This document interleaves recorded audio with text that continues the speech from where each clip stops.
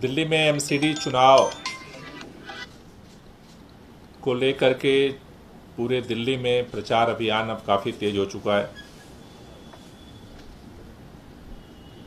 आम आदमी पार्टी के सभी उम्मीदवार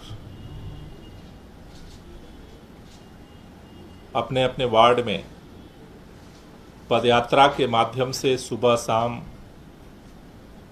जनसंपर्क अभियान को तेज कर रहे हैं। जनसंपर्क अभियान के साथ साथ दिल्ली के अंदर डोर टू डोर कैंपेन के माध्यम से दिल्ली के मुख्यमंत्री अरविंद केजरीवाल जी के संदेश को घर घर पहुंचाने का काम हो रहा है।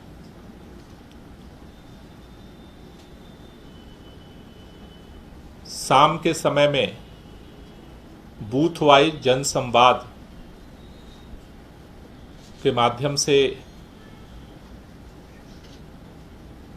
कूड़े पर चर्चा हो रही है कि अभी तक अगर दिल्ली के अंदर 15 साल के भारतीय जनता पार्टी के कार्यकाल में अगर आपकी गलियों में कूड़ा रहा है, दिल्ली के अंदर कूड़े के पहाड़ खड़े हुए हैं, इसका समाधान क्या हो सकता है? क्या 15 साल देने के बाद भारतीय जनता पार्टी को अगर एक मौका दिया जाए तो क्या ये कूड़े साफ हो सकते हैं?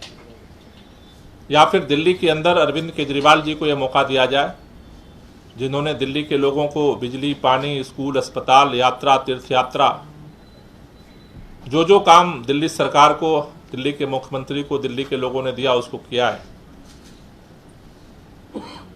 तो 4 दिसंबर को काम करने वाले को मौका दिया जाए या बहाना बनाने वालों को मौका दिया जाए, इसको लेकर के जनसंवाद दिल्ली के अंदर अलग अलग बूथों पर चल रहा है। तो आम आदमी पार्टी के एमसीडी के अंदर ये 3 प्रचार के माध्यम है, पदयात्रा, डोर टू डोर कैंपेन और जनसंवाद। इन 3 माध्यमों के माध्यम से हम दिल्ली के लोगों से संपर्क कर रहे हैं और बड़े पैमाने पर लोगों के अंदर उत्साह दिख रहा है और उस उत्साह का परिणाम भी दिख रहा है कि भारतीय जनता पार्टी बौखला रही है। दिल्ली के अंदर लोगों के मन में एक बात पैदा हो रही है कि दिल्ली में अरविंद केजरीवाल जी की सरकार है और एमसीडी में भी अरविंद केजरीवाल जी की सरकार बनने जा रही है। इसलिए क्यों ना अपने क्षेत्र के अंदर काम को और गति देने के लिए, बढ़ाने के लिए आम आदमी पार्टी का साथ दिया जाए, अरविंद केजरीवाल जी का साथ दिया जाए। और इसी सोच को लेकर के आज पूरे दिल्ली के अंदर जगह जगह लोग अलग अलग पार्टियों से आम आदमी पार्टी के साथ जुड़ रहे हैं। इसी कड़ी में आज हमारे बीच में बाबरपुर विधानसभा क्षेत्र के अंदर आने वाले कबीर नगर वार्ड, जो पहले करदमपुरी वार्ड हुआ करता था, उस वार्ड से पिछली बार कांग्रेस पार्टी के प्रत्याशी रहे मोहम्मद फुरकान कुरैशी साहब, जो पिछली बार 8,900 वोट पाए थे और आम आदमी पार्टी से साजिद खान वहां जीते थे। कितने वोट से जी? 550 वोटों से आम आदमी पार्टी जीती थी। दूसरे नंबर पे 8,900 वोट लेकर के फुरकान कुरैशी साहब दूसरे नंबर पे रहे थे। आज वो आम आदमी पार्टी फुरकान कुरैशी साहब ज्वाइन कर रहे हैं। इन्होंने वहाँ से पहले इंडिपेंडेंट भी चुनाव लड़ा। कांग्रेस पार्टी में लंबे समय तक इन्होंने काम किया था, लेकिन इस बार चूंकि पिछली बार जब पार्षद हमारे थे, भाजपा की सरकार थी जिसमें बार बार बाधाएं आ रही थी, तो एक नए सोच के साथ काम की जो अरविंद केजरीवाल जी की सोच है उसको देखते हुए आज वो आम आदमी पार्टी ज्वाइन कर रहे हैं। दूसरे, और इनकी पूरी टीम ज्वाइन कर रही है। दूसरे हमारे बीच में श्री ओम प्रसाद वशिष्ठ जी हैं, जो 30 वर्षों से कांग्रेस में रहे हैं, प्रदेश के सचिव रहे और जनता मजदूर कॉलोनी जो वार्ड है उसके ब्लॉक अध्यक्ष लंबे समय से रहे हैं। श्री भगवान परशुराम जागृति मंच के अध्यक्ष हैं और लगातार सामाजिक तौर पर काम कर रहे हैं।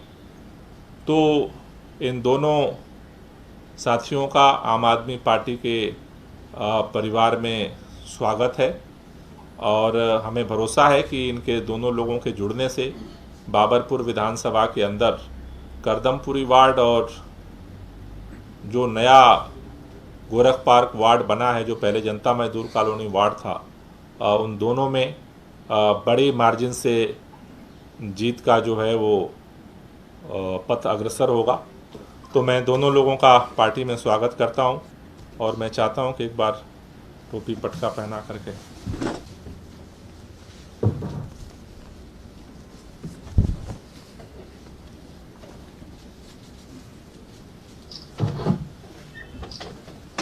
आगे से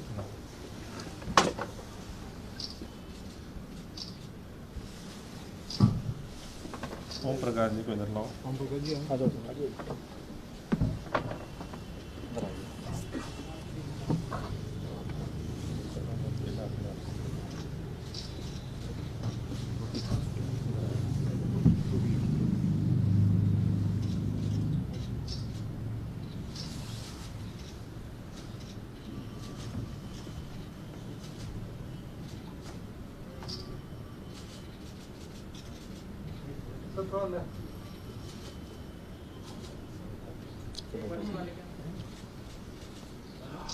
ठीक है, और लोगों को पहना दो। इधर से आ जाओ,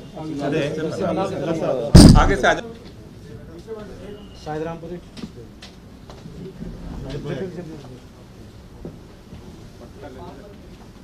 उन्होंने तानी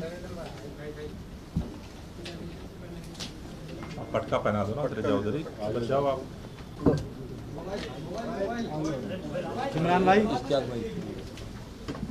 इश्तियाक भाई, उमर भाई, नदीम भाई, नदीम चौधरी, वहीं रहो, वहीं इरफान भाई, हाँ बड़े भाई हैं, मुझसे बड़े हैं। आदिल भाई, इरफान भाई, हाजी जी, दिलशाद भाई,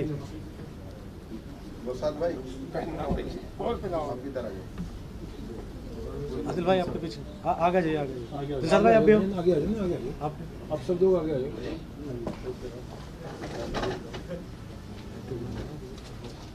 इश्तियाक भाई, इश्तियाक भाई, हाँ लाइव में हो सर, आज इश्तियाक भाई आगे आ जाओ। हमारे सगे मामले का लड़के जनता का तो बात पूछने की वजह से इसलिए मैं लोग ज़्यादा रहा है। यहाँ से करके आप चले आप जाइए। ओम प्रकाश जी, इधर लाल भाई, आप लोग भी आ जाओ आगे, वो भी एक ग्रुप फोटो हो जाएगा। आप लाल भाई, कि भैया आप लोग कुछ लोग इधर आ जाओ, कुछ लोग इधर आ जाओ, एक ग्रुप फोटो हो जाएगा पूरा। चलो चलो, ये खड़े रहिए सर। हो गया जी, एक मिनट।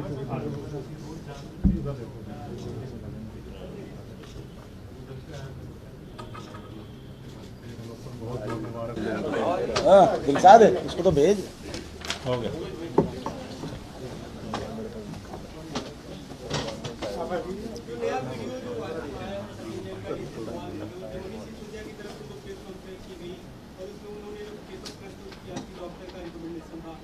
भाजपा का सवाल है कि वो बाद का है और ये वीडियो उससे पहले का है। मतलब डॉक्टर ने बाद में रिकमेंड किया, लेकिन वो मसाज जो पहले से वो खराबी रहती है। देखिए, मनीष जी ने पूरी बात रख दी है। मैं केवल उसमें एक ही बात जोड़ना चाहता हूं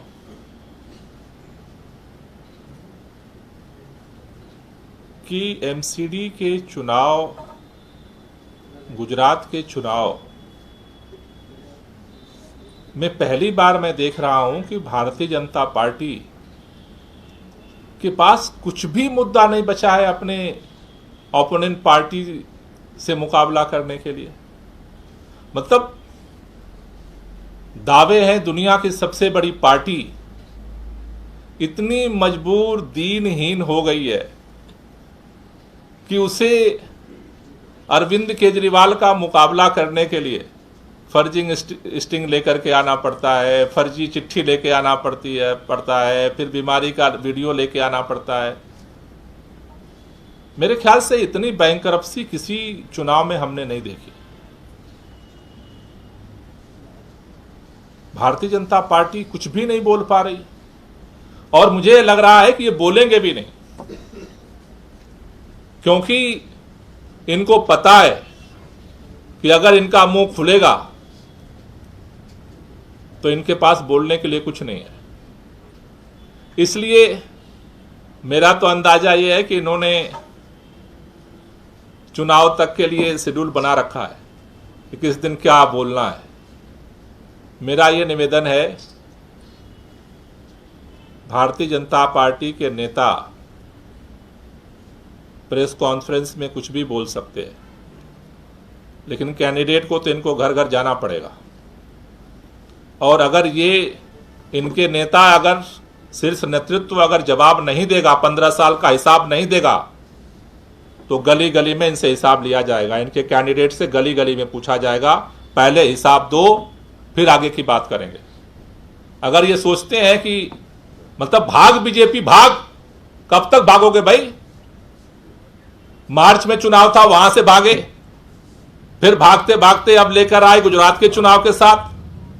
अब गुजरात के साथ चुनाव हो रहा है, फिर भी बोलने की हिम्मत नहीं है, फिर भी भाग रहे हो। कितना भागोगे?